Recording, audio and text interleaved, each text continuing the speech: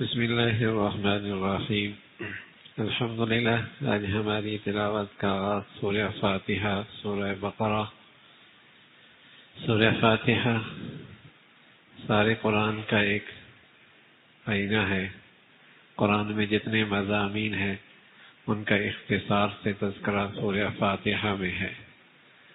اس سورت کو اساس القرآن، قرآن کی بنیاد بھی کہتے ہیں، ام الکتاب بھی کہتے ہیں، سورۃ الشفا بھی کہتے ہیں۔ روحانی بیماریوں کے لیے بھی اس میں پیغام ہے، جسمانی زندگی اور بیماریوں کے لیے بھی اللہ نے اس میں صحت رکھی ہے۔ یقین کی بات ہے، نبی کی بات پر اعتماد کی بات ہے، ورنہ آپ نے تو بتایا کسی بھی بیماری پر سوائے موت کے اگر اسے 7 مرتبہ پڑھ کر دم کیا جائے تو اللہ نے اس میں شفا رکھی ہے۔ یہ سورہ تعلیم المسئلہ بھی ہے، اللہ سے مانگنے کا سلیقہ، طریقہ، آداب۔ اس میں اس بات کا تذکرہ ہے جب اللہ سے مانگو تو اس کی حمد و ثنا کرو، اپنا احتجاج اور اپنا فقر اس کے سامنے پیش کرو، اور پھر اللہ سے اپنی غرض مانگ لو اور وہ بھی مقصد چیز اپنے اللہ کے سامنے پیش کر دو۔ اس سورت کا آغاز حمد سے ہے، شکر سے ہے۔ سبحان اللہ۔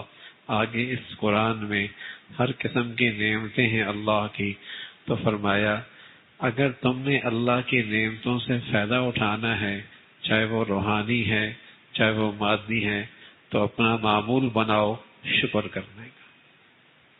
شکر کرنے والا محروم نہیں ہوتا، شکر کرنے والا محروم نہیں ہوتا۔ اور اس سورت کا آغاز شکر سے ہے، اور جنت کے اندر بھی یہ عبادت ہوگی، ساری عبادتیں وہاں ختم ہوں گی، لیکن یہ شکر سانس کی طرح جنت کے اندر بھی جاری ہوگا۔ جیسے سانس میں کوئی تکلف نہیں کرنا پڑتا، ایسی جنت میں جنتی اللہ کی نعمتوں سے لطف اٹھا رہے ہوں گے اور شکر جاری ہوگا۔ تو جس خوش نصیب کو اس دنیا میں شکر کی عادت پڑ گئی، یہ اچھا علامت ہے کہ یہ جنتی ہے، اس لیے کہ جنت کے اندر بھی شکر کرنے والے ہی جنت میں جائیں گے۔ تو اس سورت کا آغاز شکر سے ہے، اور پھر اس میں 5 مضامین جو پورے قرآن کا خلاصہ ہے، توحید، رسالت، قیامت، ماننے والوں کا تذکرہ، نہ ماننے والوں کا تذکرہ، ان 5 مضامین کو اختصار کے ساتھ ذکر کیا گیا ہے۔ پھر اس صورت کے اندر ایک خاص پیغام ہے جو مسلمان، جس میں اللہ نے یہ دعا جو سکھائی ہے کہ اللہ سے کیا مانگو؟ اللہ سے مانگو اے اللہ ہمیں صراط مستقیم نصیب فرما، دنیا میں بھی آخرت میں بھی، دنیاوی معاملات میں بھی، اخروی معاملات میں، اے اللہ صراط مستقیم دے دے، صراط مستقیم دے دے۔ پھر اللہ نے رہنمائی فرمائی، صراط مستقیم کے لیے 2 چیزوں کی ضرورت ہے، ایک اللہ والے کی ضرورت ہے، ایک اللہ کی کتاب کی ضرورت ہے۔ ایک اللہ والے کی ضرورت ہے، ایک اللہ کی کتاب کی ضرورت ہے۔ انعمت علیہم، صراط مستقیم کہاں سے ملے گا؟ جن پر اللہ کا انعام ہے، وہ اللہ والے ہیں، نبی، صدیق، شہید، صلحاء، یہ اللہ والے ہیں، اور قیامت تک اللہ والے باقی رہیں گے، اس لیے کہ جس دن اللہ والے چلے گئے اس دنیا کا نظام ختم ہو جائے۔ تو فرمایا اگر ہدایت چاہیے تو اللہ کی کتاب بھی ضروری ہے، اور ساتھ ساتھ اللہ کی کتاب پر عمل کرنے والے بھی ضروری ہیں، اس لیے کہ وہ نمونہ ہوگا۔ قرآن تو نقوش کی شکل میں ہے، اور اللہ کا وہ نیک بندہ وہ اس قرآن کی زندگی کا نمونہ ہوگا۔ اس کی صحبت سے بیٹھ کر اور اس کے پاس بیٹھ کر جب زندگی سیکھو گے تو قرآن کی تفسیر تمہارے سامنے آئے گی۔ اور پھر سورہ بقرہ کا تذکرہ ہے۔ بقرہ گائے کو کہتے ہیں۔ بنی اسرائیل کے ایک شخص نے اپنے چچا کو، بھتیجے نے چچا کو اس کی دولت ہتھیانے کے لیے وراثت کی قتل کر دیا، اور رات کی تاریکی میں اس کی لاش دوسروں کے دروازے پہ ڈال دی۔ قریب تک کہ دونوں خاندانوں میں جنگ چھڑ جاتی، لڑائی شروع ہوتی۔ اللہ نے موسیٰ علیہ السلام سے فرمایا تم گائیں ذبح کرو اور اس ذبح کی ہوئی گائے کا ٹکڑا اس مردے پہ ڈالو، مردے کے کسی حصے پہ لگاؤ۔ اللہ نے پھر اسے زندگی نصیب فرما دی۔ اس مقتول نے خود قاتل کا پتہ بتا دیا کہ میرا قاتل فلاں ہے۔ بنی اسرائیل میں ایک گروہ تھا، مرنے کے بعد زندگی کا انکار کرتا تھا۔ اللہ نے اس کے ذریعے اس عقیدے کی اصلاح بھی فرما دی۔ وہ اللہ ہے، وہ جب مردہ گائے کے حصے سے مردے کو زندہ کر سکتا ہے، اس ذات کے لیے مردوں کو زندہ کرنا کیا مشکل ہے۔ گائے بھی مردہ، اور مردہ شخص اس سے زندگی اللہ دے دیتا ہے، اس ذات کے لیے مردوں کو زندہ کرنا کیا مشکل ہے۔ پھر بنی اسرائیل کا ایک طبقہ ایسا تھا جس کے دل میں گائے کی ایسی عقیدت اور محبت بسی ہوئی تھی کہ پوجا کرنے کے قریب تھے، تو اس محبت اور حقیقت کے ازالے کے لیے بھی فرمایا اسے ذبح کر دو، اسے ذبح کر دو۔ تو اس غلط عقیدے کی بھی اصلاح کی گئی۔ تو اس کے آغاز میں، سورہ بقرہ کے آغاز میں قرآن کی عظمت کا تذکرہ ہے کہ اس میں شک کوئی نہیں ہے، اور اس میں 3 قسم کے انسان ہیں۔ ایک انسانوں کا وہ طبقہ ہے جو ایمان والا ہے، دوسرا طبقہ کفار کا ہے، تیسرا طبقہ منافقین کا ہے۔ ایمان والوں کی چند بنیادی خوبیوں کا تذکرہ فرمایا کہ وہ غیب کی باتوں پہ یقین رکھتے ہیں۔ قبر غیب کا بات ہے، جنت غیب کی بات ہے، جہنم غیب کی بات ہے، فرشتے غیب کی باتیں ہیں، پیغمبر آئے چلے گئے غیب کی باتیں ہیں۔ غیب کی باتوں پہ جو پیغمبر کے واسطے سے خبریں ملی ہیں اس پہ یقین رکھتے ہیں، ایک خوبی یہ ہے۔ دوسری ایمان والوں کی خوبی بنیادی، نماز پڑھتے ہیں، زکوٰۃ دیتے ہیں، نماز پڑھتے ہیں، زکوٰۃ دیتے ہیں۔ اللہ کے حکموں میں اور اللہ کے حقوق میں سب سے بڑا حق نماز کا ہے، اور بندوں کے حقوق میں سب سے بڑا حق زکوٰۃ کا ہے۔ بغیر نماز زکوٰۃ کے ایمان کوئی نہیں ہوتا، بغیر نماز زکوٰۃ کے ایمان کوئی نہیں ہوتا۔ کافر نماز نہیں پڑھتا، مشرک نماز زکوٰۃ نہیں دیتا، مسلمان نماز بھی پڑھتا ہے، زکوٰۃ بھی دیتا ہے۔ کافر نماز نہیں پڑھتا، مشرک زکوٰۃ نہیں دیتا، ایمان والا نماز بھی پڑھتا ہے، زکوٰۃ بھی دیتا ہے۔ منافق، کافر اور مسلمان میں فرق کرنے کی چیز ہی نماز ہے۔ تو بنیادی خوبیاں ایمان والوں کی، غیب پر ایمان رکھتے ہیں، نماز پڑھتے ہیں، زکوٰۃ دیتے ہیں، آسمانی کتاب پہ ایمان لاتے ہیں، اور آخرت کی زندگی پہ یقین رکھتے ہیں۔ اللہ کے کریم کی طرف سے سند ہے، یہ کامیاب لوگ ہیں، یہ کامیاب لوگ ہیں۔ دوسرا گروہ کفار کا ہے۔ اللہ نے اس کا تذکرہ 2 آیتوں میں فرمایا اور ساتھ پیغام بھی دیا کہ اگر کوئی داعی اور مصلح دعوت دیتا ہے اور سامنے والا نہیں مانتا، تب بھی اسے اس دعوت کا ثواب تو ملے گا، سامنے والا مانے نہ مانے۔ اور ساتھ اس بات کی طرف بھی توجہ دلائی کہ بعض گناہ ایسے ہوتے ہیں جس کی نحوست اس دنیا میں یہ ہوتی ہے کہ اللہ ایمان کی توفیق سلب کر لیتے ہیں۔ بعض گناہوں کی سزا اس دنیا میں یہ ہوتی ہے کہ اس کی نحوست سے اللہ ایمان کی توفیق سلب کر لیتے ہیں کہ بغیر ایمان کے مرے گا۔ گناہوں کی بعض نحوستیں ایسی ہوتی ہیں اور بعض گناہوں کا ریئیکشن اس دنیا میں یہ ہوتا ہے کہ ایمان کی توفیق سلب ہو جاتی ہے۔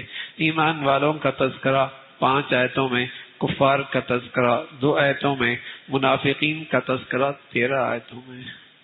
اس لیے کہ یہ بڑا خطرناک گروہ ہے، مسلمانوں کے آستین کا سانپ ہے۔ بس اوقات اس کو مارنا بھی مشکل ہوتا ہے، باقی رکھنا بھی مشکل ہوتا ہے۔ یہ خطرناک گروہ ہے، اس کا تعارف اور اس کا تذکرہ 13 آیات کے اندر ہیں کہ منافق کی بڑی نشانی ہے کہ وہ جھوٹا ہوتا ہے، اندر کچھ ہوتا ہے، زبان سے اظہار کچھ کرتا ہے، وہ زمین پہ فساد مچاتا ہے، ہوتا احمق ہے، لیکن وہ اللہ کے نیک بندوں کے بارے میں یہ سوچ رکھتا ہے کہ یہ عقل نہیں رکھتے۔ اللہ کے نیک بندوں کے بارے میں اس کی سوچ یہ ہوتی ہے یہ نہ سمجھ لو، حالانکہ خود شعور سے خالی ہوتا ہے۔ اور ساتھ اللہ رب العزت نے بتایا اللہ کے بندوں کے ساتھ، میرے نیک بندوں کے ساتھ مذاق کرنا اور ان کی توہین کرنا ایسا ہے جیسے مجھ سے دشمنی کرنا. مجھ سے دشمنی کرنا ہے. دو چیزیں ایسی ہیں قرآن اور شریعت کے میں جہاں اللہ نے فرمایا کہ ایسا کرنے والا مجھ سے اعلان جنگ کرتا. ایک سود خور اور دوسرا اللہ کے کسی نیک بندے کے ساتھ دشمنی کرنے والا. فرمایا یہ دونوں ایسے گروہ ہیں، یہ ایسے جیسے زمین پہ رہ کر اللہ سے اعلان جنگ کرتے.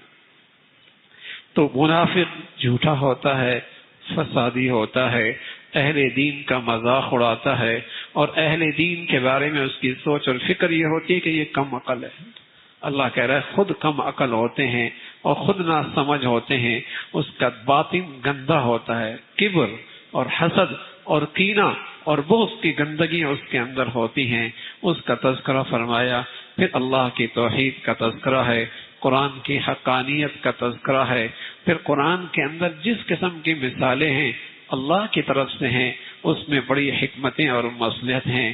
اور جو اللہ سے کیا ہوا وعدہ پورا کرتے ہیں اور جن رشتوں کو جوڑنے کی اللہ کی طرف سے تلقین ہے ان رشتوں کو جوڑتے ہیں اور اللہ کی اطاعت کرتے ہیں، وہ تو اللہ کی طرف سے نازل کردہ ہر مثال پر ایمان رکھتے ہیں اور اس سے ان کا ایمان بڑھتا ہے.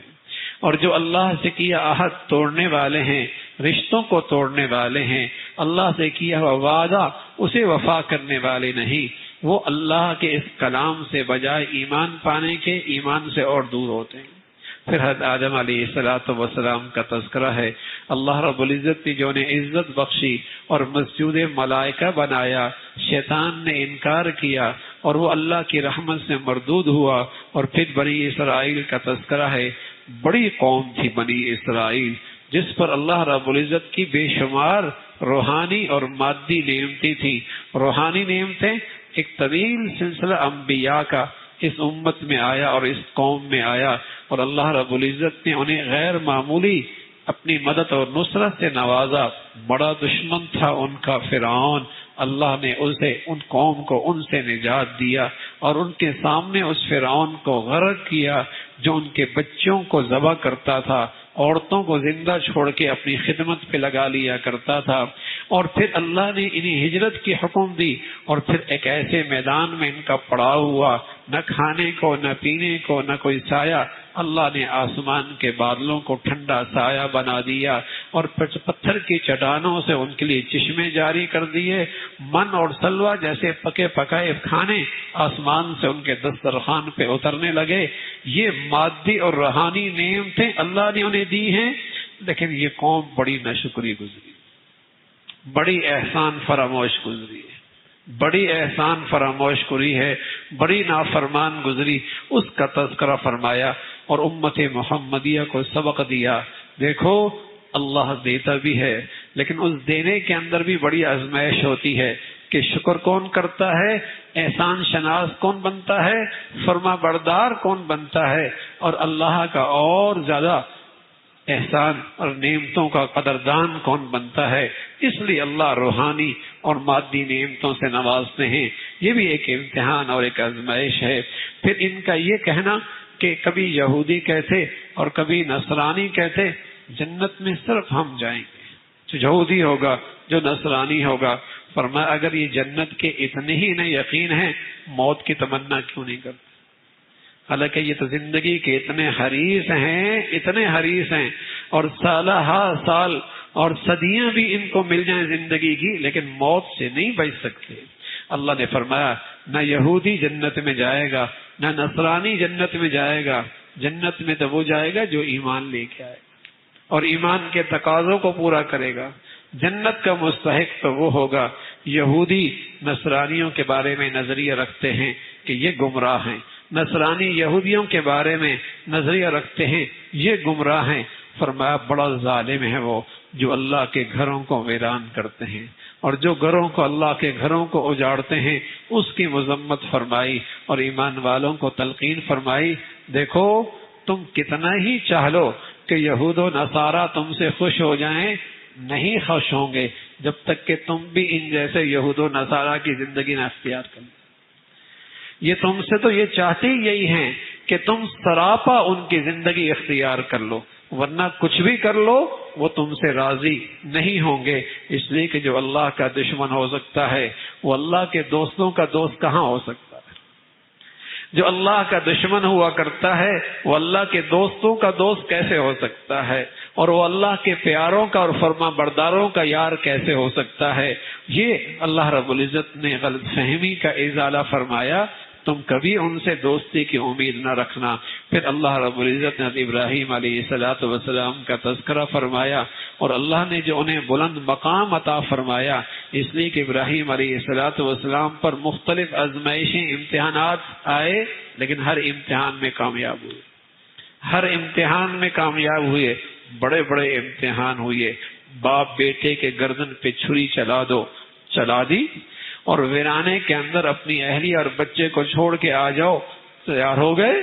اور گھر کے اندر بت پرست تھا، بت پرستی کا ماحول تھا، اور یہ توحید کا علم بردار اور توحید کا جھنڈا بلند کرنے والے بڑا امتحان تھے، لیکن پھر جب اتنے امتحانوں میں کامیاب ہوئے تو اللہ رب العزت نے ان کا تذکرہ خیر ہمیشہ کے لیے چھوڑ دیا۔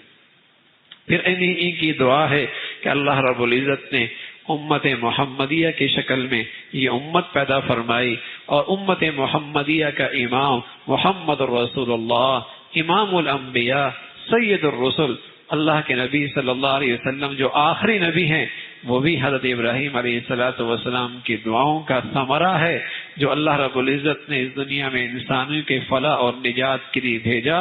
اور پھر نبوت کے مقاصد کا تذکرہ فرمایا کہ پیغمبر آتا ہے، لوگوں کو اللہ کا کلام سکھاتا ہے اور اللہ کا کلام پڑھاتا ہے، اور دلوں کی تربیت اور پاکیزگی اور طہارت کا انتظام کرتا ہے۔ یہ اللہ کے پیغمبر دنیا میں آ کے یہ کام اور ان کاموں میں مشغول رہتے ہیں، اس کا تذکرہ فرمایا۔ پھر ایمان کی قدر و قیمت بتائی کہ اللہ کا نبی سب سے زیادہ دور اندیش ہوتا ہے اور سب سے زیادہ روشن خیال ہوتا ہے، اور اللہ کا نبی اپنی اولاد کا سب سے بڑا خیرخواہ ہوتا ہے۔ تو ایک نبی جب دنیا سے جانے لگے تو ان سب کو اپنے بیٹے پوتوں کو اکٹھا کیا، اور جس چیز کے بارے میں اپنی فکر مندی پیش ظاہر کی، وہ فکر مندی یہ تھی کہیں ایسا تو نہیں کہ میرے مرنے کے بعد تمہارا اللہ سے جو تعلق ہے وہ کمزور تو نہیں ہو جائے گا، تم جو اللہ کی عبادت اور بندگی کرتے ہو کہیں اسے تم چھوڑ تو نہیں بیٹھو گے۔ تو بتایا کہ پیغمبر جو دور اندیش اور اپنی اولاد کا خیر خواہ ہوتا ہے، وہ اپنی اولاد کی سب سے بڑی فکر اس کی ایمان اسلام کی کرتا ہے، اور اولاد اور اس کے پوتے نواسے سب اپنے دادا نانا اور اپنے ابا کو مطمئن کرتے ہیں، دادا جان، نانا جان، ابا جان آپ مطمئن رہیے، وَنَحْنُ لَهُ مُسْلِمُونَ، ہم اسی کے فرما بردار رہ کر زندگی گزاریں گے۔ اسی کا تذکرہ فرمایا، اور پھر فرمایا سب سے بڑیا رنگ اور سب سے بڑیا تعلیم اللہ کی تعلیم ہے۔ اسی کا تذکرہ صرف محض اپنے نیک لوگوں کے تذکرے کرنے سے آدمی کو کامیابی نہیں ملتی، اس لیے کہ جو نیکی کر گئے وہ اپنے ساتھ کمائی کر گئے۔ اب تمہارے اعمال کیسے ہیں، تمہیں اس پر انعام اور سزا اور جزا کا معاملہ ہونا ہے۔ پھر اللہ رب العزت نے جو اس امت محمدیہ کو ایک خاص اعزاز بخشا کہ بیت اللہ اس امت کا قبلہ بنا۔ آپ علیہ السلام مدینہ منورہ میں تشریف لائے، 16 مہینے تک بیت المقدس کی طرف آپ رخ کر کے نماز پڑھتے رہے، لیکن آپ کی دلی تمنا اور آرزو تھی کہ ابراہیم علیہ السلام کا قبلہ میری امت کا بھی قبلہ ہو جائے۔ کبھی بس اوقات بے اختیار آسمان کی طرف دیکھنے لگتے، اللہ کا حکم کب آئے گا؟ جب اللہ کا حکم آیا اور تلقین اور پیغام ملا، اب آپ بیت اللہ کی طرف رخ کر کے نماز پڑھیں، تو پروپیگنڈا کرنے والوں نے پروپیگنڈا شروع کر دیا اور کہنے لگے پہلی والی نمازیں ٹھیک تھیں یا اب کی نمازیں ٹھیک ہیں، پہلی والی نمازیں ٹھیک تھیں یا اب کی نمازیں ٹھیک ہیں؟ اللہ نے جواب دیا مشرق بھی اللہ کا ہے، مغرب کی بھی اللہ کا ہے، بس دین تو اس کا نام ہے کہ اللہ کے حکم کی اتباع کر لو، چاہے اس کا حکم مشرق کی جانب ہے، چاہے اس کا تعلق مغرب کی جانب ہے، اصل تو اللہ کا حکم ہے۔ نہ مشرق میں کچھ رکھا ہے نہ مغرب میں کچھ رکھا ہے، جو کچھ خوبی اور جو کچھ کمال ہے وہ اللہ کے حکم کے اندر ہے۔ اس کا تذکرہ فرمایا اور فرمایا جو جا چکے اللہ ان کی نمازیں بھی ضائع نہیں کرے گا، اس لیے کہ وہ بھی تو اللہ کے حکم کے مطابق نمازیں پڑھ رہے تھے۔ پھر اس آیت کے اندر نماز کو ایمان سے تعبیر کیا، نماز کو ایمان سے تعبیر کیا اور توجہ دی اور پیغام دیا کہ دیکھو بن نماز کے ایمان کوئی نہیں ہوتا، اس لیے کہ ایمان تو اندر کی چیز ہے اور نماز اس ایمان کی ایک ظاہری شکل ہے، اگر نماز نہیں تو سمجھو اندر بھی گڑبڑ ہے۔ دیکھو موسمی وہیں جب ظاہر سے خراب ہو، خربوزہ اوپر سے خراب ہو، کیلا اوپر سے چھلکا خراب ہو تو کیا مطلب ہوتا ہے؟ اندر بھی سڑا ہوا ہے، اندر بھی خراب ہے۔ اندر ظاہر جب خراب ہے اور ظاہری اعمال ٹھیک نہیں تو یہ کہہ دینا میاں میرا ایمان ٹھیک ہے، میری اندر سے نیت ٹھیک ہے، تو یہ دھوکہ دینا ہے اپنے آپ کو۔ نماز ایمان کی ظاہری شکل ہے، اس کا تذکرہ فرمایا۔ پھر ایمان والوں سے کہا تم ہمیشہ اللہ سے صبر کے ساتھ اور نماز کے ساتھ مدد لیا کرو، اور جب کوئی تمہاری زندگی میں آزمائش آ جائے، تمہارے مال میں، جان میں، پھلوں میں، کھیتیوں میں کوئی آزمائش آ جائے، نقصان ہو جائے تو صبر کرو اور اللہ کی ذات پر اعتماد رکھو کہ اس میں کوئی بھلائی ہوگی اور اس پر کوئی تمہیں انعام ملنے والا ہے، اس میں کوئی حکمت ہوگی، اور ان الفاظ سے اللہ کے فیصلے پہ راضی رہو۔ وہ الفاظ کیا ہیں؟ انا للہ و انا الیہ راجعون۔ اے اللہ ہم بھی تیرے اور جو کچھ ہمارے پاس تھا وہ بھی تیرا، ہم بھی تیرے اور جو کچھ ہے وہ بھی تیرا، اس میں جو آپ نے تصرف کیا ہے آپ کا حق ہے۔ ہاں آپ کے دربار میں آئیں گے اور اپنے صبر کا اور آپ کے فیصلے پہ راضی رہنے کا انعام لے لیں گے۔ آپ کے دربار میں آ کر آپ کے اس حکمت بھرے فیصلے پر جو انعام ملنے والا ہے وہ آپ کے دربار سے لے لیں گے۔ تو مصیبت کی گھڑی میں، آزمائش کی گھڑی میں، امتحان کی گھڑی میں، ناگواریوں میں یہ جملہ پڑھ لیا کرو، انا للہ و انا الیہ راجعون۔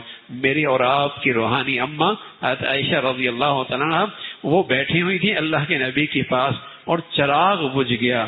اللہ کے نبی صلی اللہ علیہ وسلم فرمایا انا للہ و انا الیہ راجعون۔ حضرت عائشہ فرمانے لگے یا رسول اللہ یہ تو کسی مصیبت کے موقع پہ پڑھا جاتا ہے اور آپ ابھی پڑھ رہے ہیں۔ فرمایا عائشہ ہر ناگواری کے موقع پہ چراغ بجھ جانا یہ بھی ایک ناگواری ہے نا، اس موقع پہ بھی پڑھ لو گے اللہ تمہیں اس پہ انعام عطا فرما دیں گے۔ اور انعام کیا ہے؟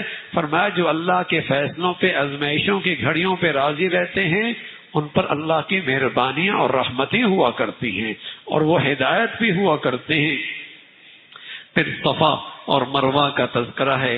یہ صفا اور مروہ کے دو پہاڑ ہیں، ان پر بت رکھا کرتے تھے مشرک۔ جب مسلمان ایمان والے وہاں سعی کرنے لگتے تو خیال آتا کہیں ایسا تو نہیں یہ ان بتوں کی تعظیم کی وجہ سے ہم یہ سعی کر رہے ہیں، تو قرآن کے اندر آ گیا صفا مروہ یہ تو شعائر اللہ میں سے ہے، اللہ کی محبت کی علامات میں سے ہے۔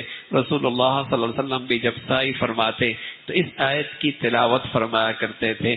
فرمایا وہ بت بھی گئے اور بت والی بھی گئے، اب تو یہ اللہ کی محبت کے نشانات ہیں، اس کا تذکرہ فرمایا۔ پھر اللہ کی بڑائی اور عظمت کا تذکرہ ہے، اور پھر ساتھ ایمان والوں کو تلقین ہے، ایمان والوں حلال کھاؤ پاکیزہ کھاؤ، حلال کھاؤ پاکیزہ کھاؤ۔ اور پھر حرام چیزوں کا تذکرہ فرمایا کہ حرام مردار حرام ہے، خنزیر حرام ہے، ایسی غیر اللہ کے نام پہ نظر و نیاز، وہ چیزیں جو غیر اللہ کے نام پر منسوب کر دی جائیں وہ حرام ہیں، اور ان کی مذمت فرمائی۔